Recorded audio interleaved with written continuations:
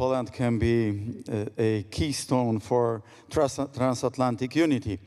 This unity, which is a little bit weakened for different reasons. I don't want to dwell into details, but what the free world needs right now, it's strong transatlantic unity and cooperation.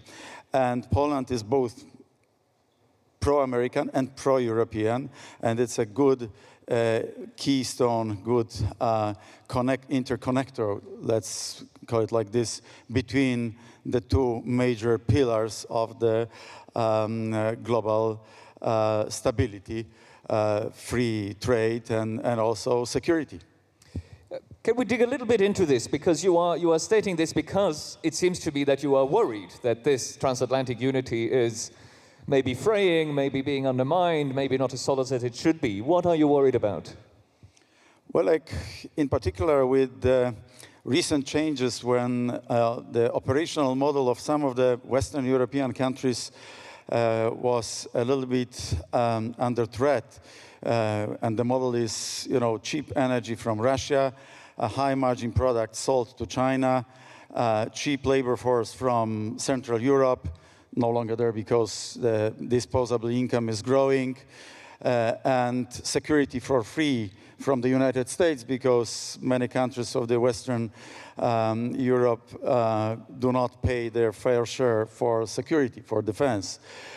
This model is kind of in the middle of nowhere, and some countries look at China and the other regions in the world to kind of reshape global landscape, whereas I think that the only hope for stability and security over the following couple of decades is reunification, if I may call it like this, between the United States and the United Europe. A Western world whole and free, as it were. You mentioned security spending. Of course, Poland is pulling its share, and probably more. You have committed to, I think it's probably doubling defense spending up to what would be a very high level, 4%, I think I've seen. Which is only possible because we were able to repair our public finances. But do businesses have to expect to pay higher taxes? International business is paying their fair share of taxes, but we fight tax havens. The best example of this is how much international businesses paid for the 8 years predecessing our government coming to power. This was the very similar figure, 33 billion zlotys, and after 8 years of our rulings, it was 90 billion, so 3 times more.